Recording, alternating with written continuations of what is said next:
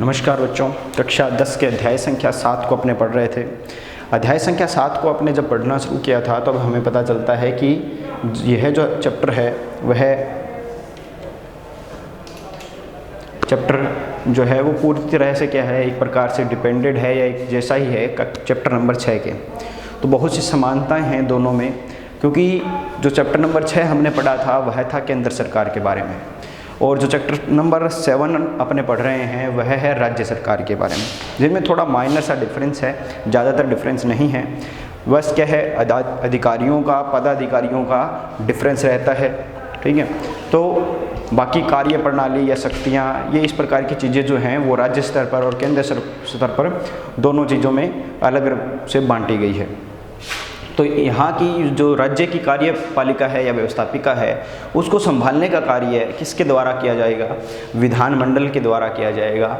उस राज्य के अंतर्गत जो विधानमंडल है जिसका निर्माण किया गया है 1 या 2 सदनों से मिलाकर और राज्यपाल को मिलाकर, क्या है, एक विधानमंडल का निर्माण किया जाता है किसी भी राज्य में, और वह विधानमंडल क्या करता है, उस राज्य की व्यवस्थापिका और कार्यपालिका को संभालता है। तो उनके जो विधानमंडल है उसके क्या थे, 2 भाग थे, यानी 2 सदन उसमें हो सकते हैं। एक हो सकता है विधानसभा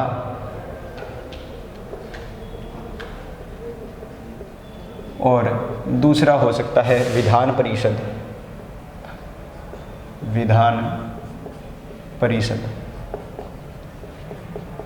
विधान परिषद के बारे में अपने बाद में पढ़ेंगे। पहले अपने पढ़ रहे थे विधानसभा के बारे में। इसके बारे में हमने कुछ चीज़ें पढ़ी थी कि विधानसभा का जो गठन है वो किस प्रकार से होता है, इसके सदस्य कितने होते हैं, सदस्य संख्या कितनी होती है। इसके बारे में हमने पढ़ा कि अनुच्छेद के अनुसार जो अनुच्छेद संख्या 170 है उसके अनुसार 60 से लेकर 500 तक क्या हो सकते हैं, सदस्य हो सकते हैं। इसके अलावा जो नेक्स्ट पॉइंट था हमारा वह था कि आरक्षण या स्थान का आरक्षण किसको मिलता है।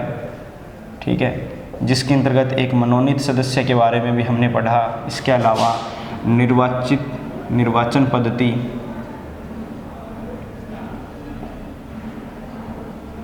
के बारे में पढ़ा। ये सारी चीज़ें क्या है, हमने यहाँ तक कवर किया है। इसके बाद जो नेक्स्ट पॉइंट है, यानी यह प्रथम पॉइंट था इसका गठन का, सेकंड बिंदु या तीसरा बिंदु था। ठीक है, इसके बाद चौथा नंबर पे जो बिंदु आता है, चौथा जो पॉइंट है हमारा, 4th पॉइंट, वह है कि सदस्यों की योग्यताएं क्या होनी चाहिए। निर्वाचन की पद्धति का हमें पता चल गया है कि साधारण बहुमत प्रणाली के द्वारा क्या है, निर्वाचन किया जाता है। तो सदस्यों की योग्यता,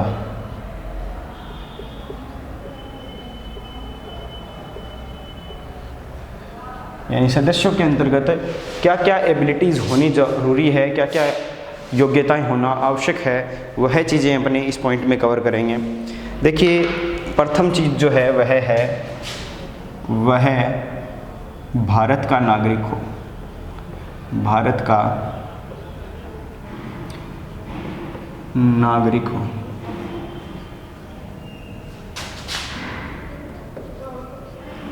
ठीक है, यह सबसे पहली ही ज़रूरत है या योग्यता है, कह सकते हो आप। इसके बाद उसकी आयु कम से कम 25 वर्ष की हो। आयु कितनी हो?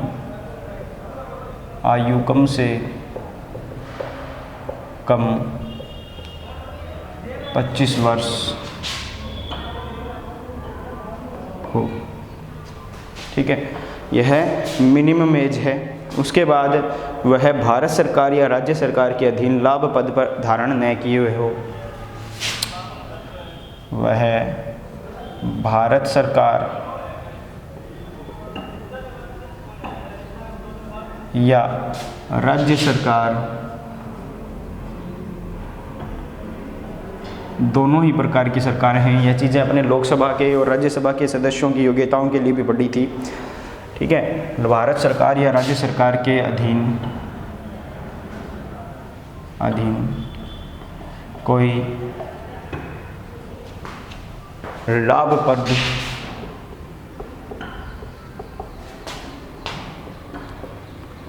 प्राप्त न किए हो। यह उसकी तीसरी योग्यता होनी चाहिए। इसके अलावा चौथी योग्यता यह है, वह घोषित न्यायालय द्वारा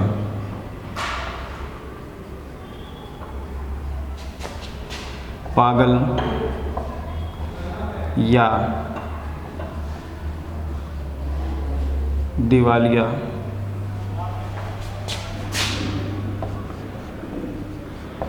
ना हो। और इसके बाद अंतिम जो योग्यता होनी चाहिए वह संसद या राज्य के विधानमंडल द्वारा निर्धारित शर्तों की पूर्ति करता हो। वह संसद या विधानमंडल द्वारा निर्धारित शर्तों की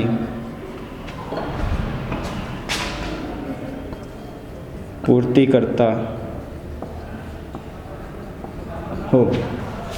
यह सारी योग्यताएं किसके अंदर होनी चाहिए? विधानसभा के सदस्यों के अंतर्गत होनी चाहिए।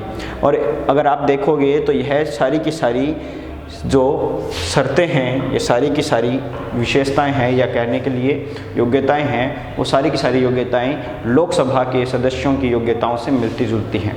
ठीक है, तो मैंने बताया था जैसा कि माइनर सा डिफरेंस है पदों के अधिकारियों का या पदों का नाम का डिफरेंस है, बाकी क्या है इनमें काफ़ी समानता रहती है। इसके बाद है सदस्यों की सदस्यता का अंत। नेक्स्ट पॉइंट जो है हमारा पॉइंट संख्या 5 जो है,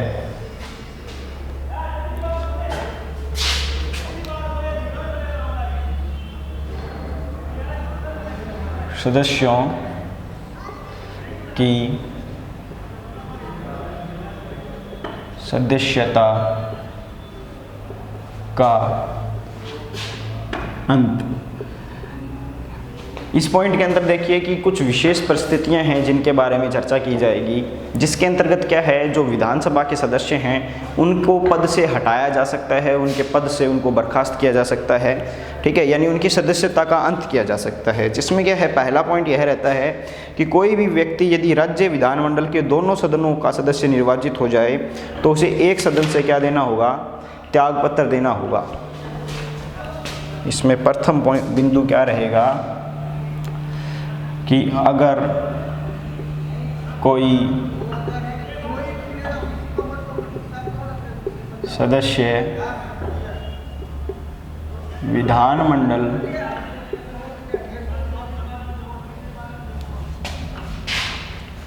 के दोनों सदनों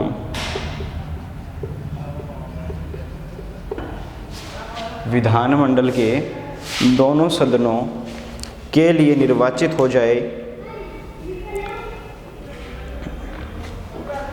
दोनों सदनों का सदस्य निर्वाचित हो जाए तो उसे किसी एक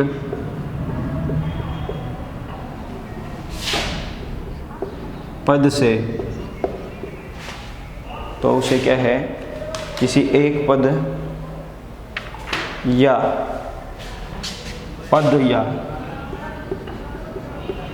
सदन को त्यागपत्र देना होगा।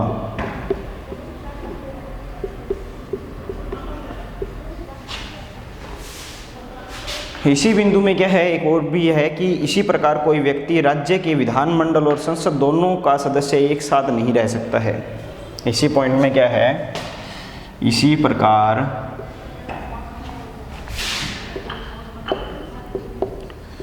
कोई एक व्यक्ति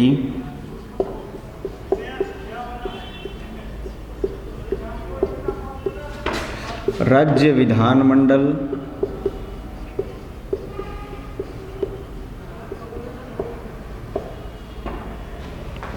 तथा संसद का सदस्य एक ही समय में नहीं रह सकता है, नहीं रह सकता है। उसे किसी एक पद से क्या देना होगा, इस्तीफ़ा देना होगा, त्याग पत्र देना होगा। इसके अलावा दूसरा जो बिंदु है कि कोई भी सदस्य यदि विधानमंडल के संबंधित सदन की बैठक में सदन की आज्ञा के बिना 60 दिन तक अनुपस्थित रहता है, तब उसका क्या है, उसके पद से हटा दिया जाता है। अगर कोई सदस्य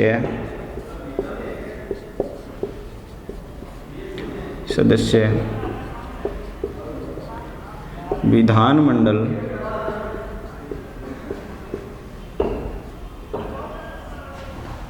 अगर कोई सदस्य विधानमंडल से संबंधित सदन की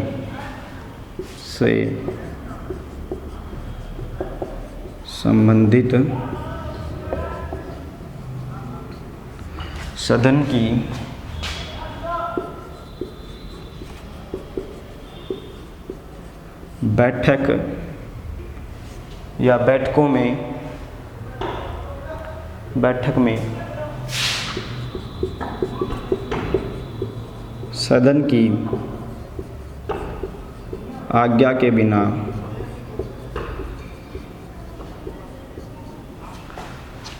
की आज्ञा के बिना लगातार 60 दिन तक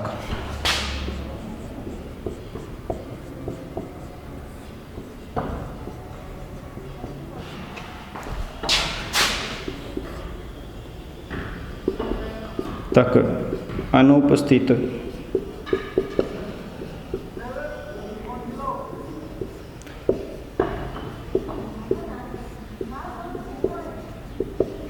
रहता है, तो क्या होगा, उसको सदन से त्याग पत्र देना पड़ेगा। इसके बाद जो तीसरा बिंदु है उसको मैं इस साइड लिख रहा हूँ। यह चीज़ आपको समझ में आई होगी कि सदन सदस्यों की योग्यता क्या क्या होनी चाहिए। उसमें वह भारत का नागरिक, 25 वर्ष का आयु होनी चाहिए, कोई भी पद उसको प्राप्त ना हो, न्यायालय द्वारा पागल या दिवालिया न हो, और विधानमंडल या संसद की शर्तों को पूरा करता हो। ठीक है, ये 4 नंबर पॉइंट बिल्कुल आसान है। लोकसभा की चीज़ सदस्यों की योग्यताओं को अगर आपने याद कर लिया है तो यह भी आपको याद रह जाएगा।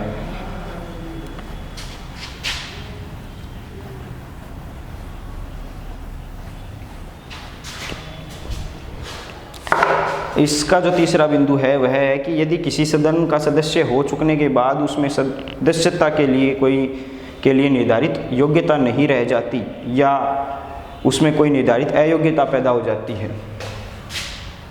तीसरा बिंदु सबसे महत्वपूर्ण है। इसमें क्या है, जैसे मैंने बताया था अभी योग्यता वाली चीज़ें, ठीक है, तो वो निर्धारित की गई योग्यताएं हैं। वो इतनी जो लिखी थी मैंने, वो सारी की सारी क्या थी, निर्धारित की गई योग्यताएं थी। अब तीसरे पॉइंट के हिसाब से क्या बताना चाहता है कि अगर वो सदस्य बन जाता है और बाद में पता चलता है कि उसमें जो निर्धारित की गई योग्यताएं थी वो नहीं है, या फिर पहले उसमें वो सारी योग्यताएं थी लेकिन बाद में किसी योग्यता की कमी आ गई निर्धारित रूप से, तो क्या है, उसको पद से हटना होगा। तो इसमें क्या है, यदि किसी सदन का सदस्य है, यदि किसी सदन का सदस्य, अगर वह किसी सदन का सदस्य हो चुकने के बाद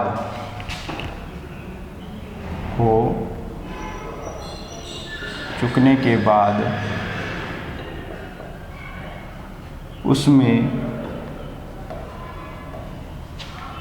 निर्धारित योग्यता नहीं रह जाती, उसमें सदस्यता के लिए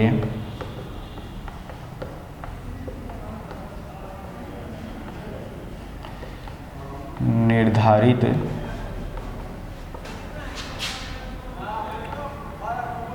योग्यता नहीं रह जाती या उसमें कोई निर्धारित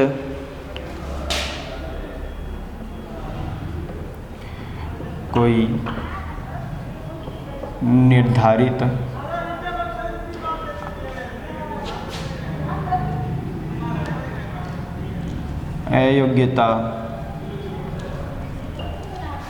अगर उसमें कोई निर्धारित अयोग्यता पैदा हो जाती है,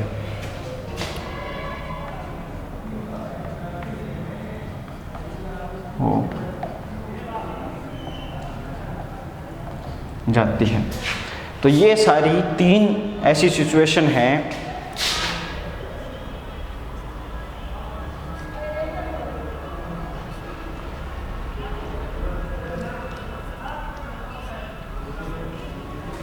ये 3 ऐसी सिचुएशंस हैं।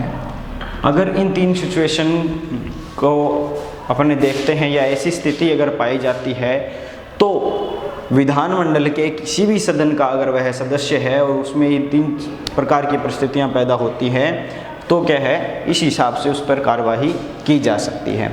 इसको समझ लेते हैं एक बार पॉइंट वाइज। क्या सदस्यों की असदस्यता का अंत, ठीक है, यानी कोई भी सदस्य चुना गया है उसकी सदस्यता का अंत किस प्रकार से हो सकता है। यह वो 3 कंडीशंस हैं, सिचुएशंस हैं कि अगर ये कोई सदस्य है विधानमंडल में, जैसा कि मैंने बताया 2 सदन होते हैं, ठीक है। एक तो हो गया अपना विधानसभा, लेजिस्लेटिव असेंबली, ठीक है। दूसरा हो गया विधान परिषद यानी लेजिस्लेटिव काउंसिल, ठीक है, असेंबली एंड काउंसिल। तो इन दोनों में उसका क्या है, चयन हो गया, मान लीजिए दोनों के लिए वह निर्वाचित हो गया, तो वह अपनी मर्जी से इन दोनों में से किसी एक को त्यागपत्र दे सकता है, ठीक है। चाहे तो वो विधानसभा का सदस्य रह सकता है और चाहे तो वह विधान परिषद का सदस्य रह सकता है, लेकिन किसी एक को उसको छोड़ना होगा, दोनों में एक साथ नहीं रह सकता वो, ठीक है। यह तो है पहली कंडीशन। पहली कंडीशन में क्या है, 2 चीज़ें लागू होती है। एक तो विधानमंडल के ही दोनों सदनों में वह सदस्य नहीं होना चाहिए। दूसरा यह भी है कि एक तो क्या है, विधानमंडल के दोनों सदनों में नहीं होना चाहिए, मंडल के 2 सदनों में नहीं होना चाहिए, किसी एक में ही रहना चाहिए, ठीक है। और अगर ऐसा होता है कि वह विधानमंडल के किसी एक सदन में सदस्य है और साथ ही साथ वह किसका सदस्य बन जाए, संसद का, ठीक है। क्योंकि राज्यसभा में क्या है, सदस्य कहाँ से चुन के जाते हैं, राज्यसभा में सदस्य चुन के जाते हैं इन्हीं विधानमंडलों में से, ठीक है। तो बाई चांस वह राज्यसभा का सदस्य बन जाए या फिर सांसद के लिए चुनाव हो और वह निर्वाचित सदस्य दोबारा से चुनाव जीत जाता है सांसद के रूप में, तो क्या है, उसको फिर से दोनों में से किसी एक पद के लिए इस्तीफा देना होगा, उसको त्यागपत्र देना होगा, ठीक है।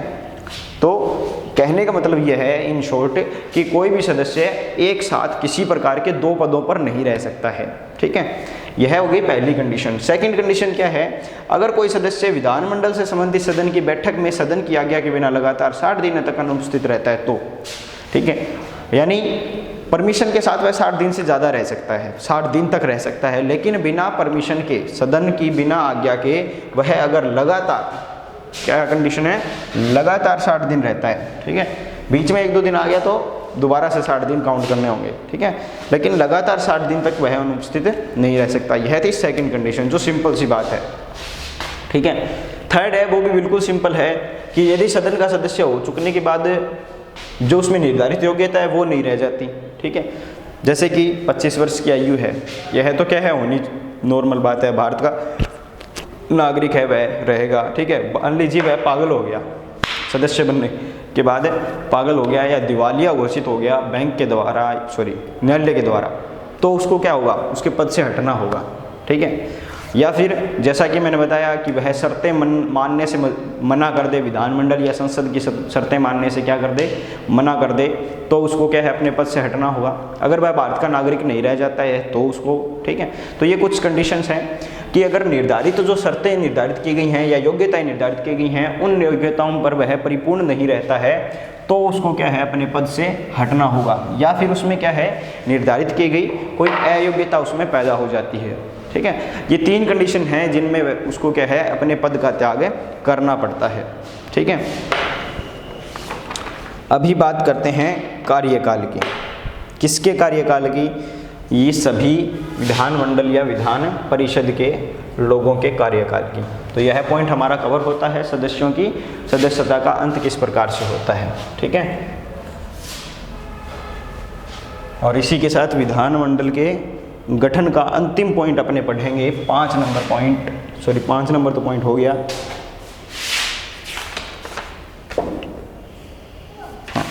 6 नंबर पॉइंट, कार्यकाल क्या रहेगा।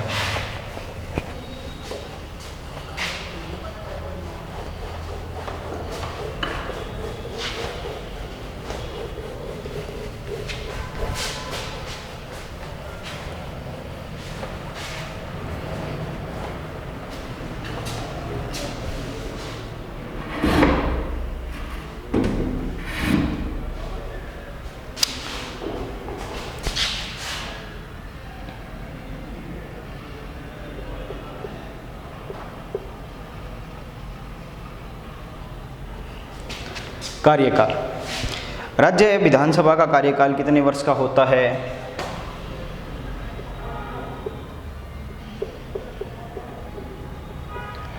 विधानसभा का कार्यकाल रहता है 5 वर्ष का।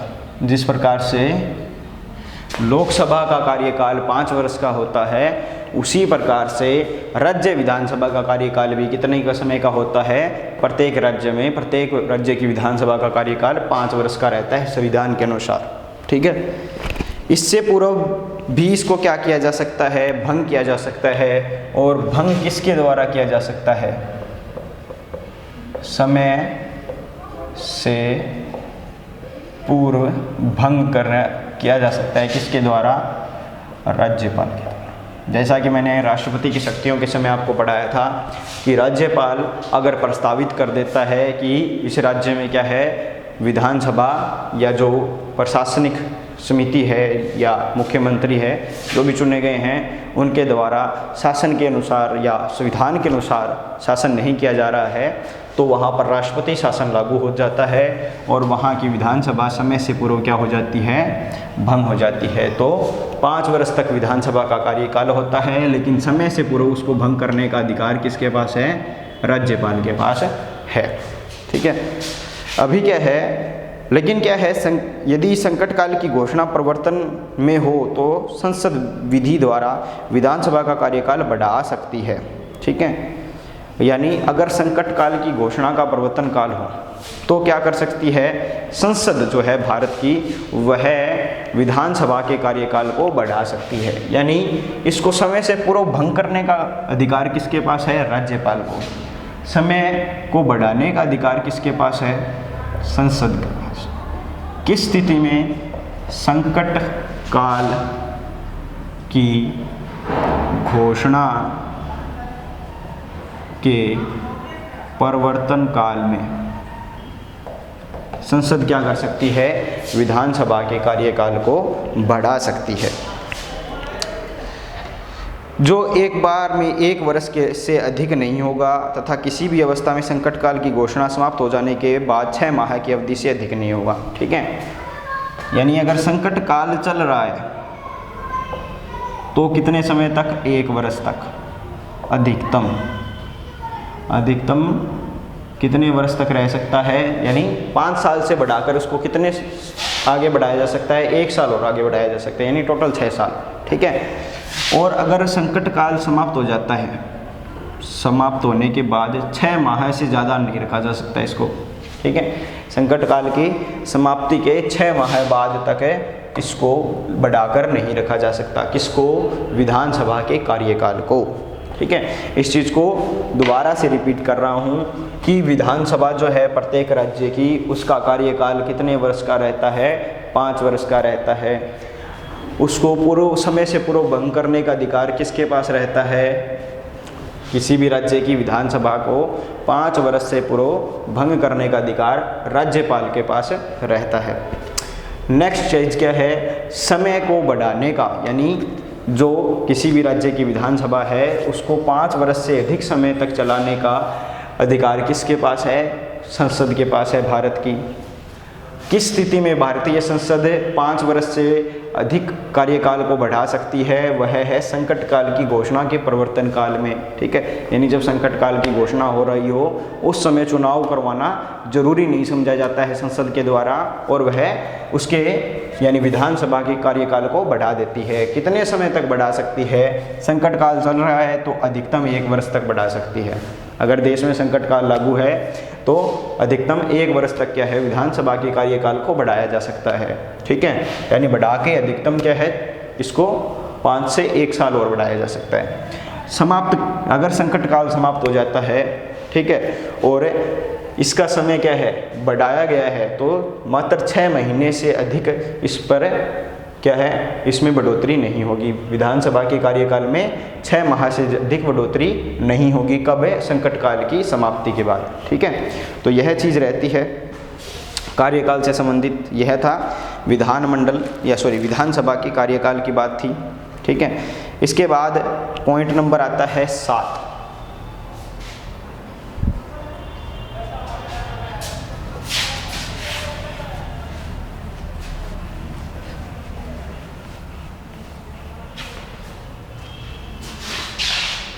इसमें लिख सकते हैं 5 वर्ष तक विधानसभा का कार्यकाल रहता है। समय से पूर्व भंग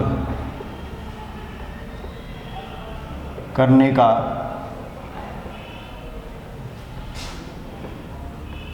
अधिकार किसके पास होगा? राज्यपाल, ठीक है। इसके अलावा संकट काल की घोषणा प्रवर्तन में संकट काल की घोषणा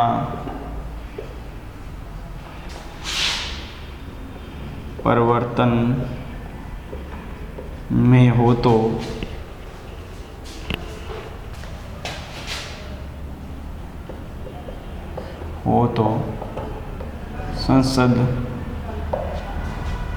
संसद क्या कर सकती है? विधि द्वारा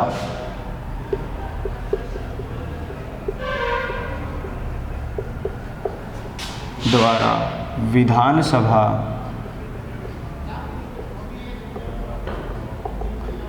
के कार्यकाल को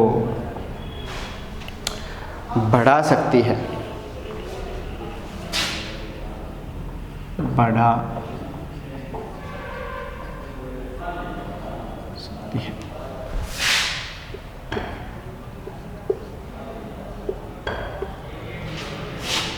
तीन नंबर पॉइंट कि कार्यकाल को बढ़ा तो सकती है, लेकिन एक बार में कितने समय के लिए? एक बार में 1 वर्ष, एक बार में 1 वर्ष से अधिक नहीं बढ़ा सकती।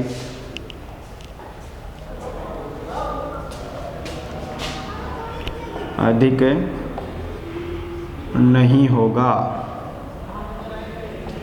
बढ़ोतरी एक बार में 1 वर्ष से ज़्यादा नहीं हो सकती है। और सबसे अंतिम पॉइंट जो है इसका वह रहेगा कि संकट काल की घोषणा समाप्त हो जाने पर, संकट काल की घोषणा, इसके नोट्स बना लीजिएगा, समाप्त हो जाने के बाद 6 माह से अधिक की अवधि से अधिक नहीं बढ़ाया जा सकता है, बढ़ाया जा सकता है। ठीक है, इसके नोट्स बना लीजिएगा और इसको अच्छे से यहाँ तक तैयार कर लिया लेना, ठीक है। नेक्स्ट वीडियो में। धन्यवाद।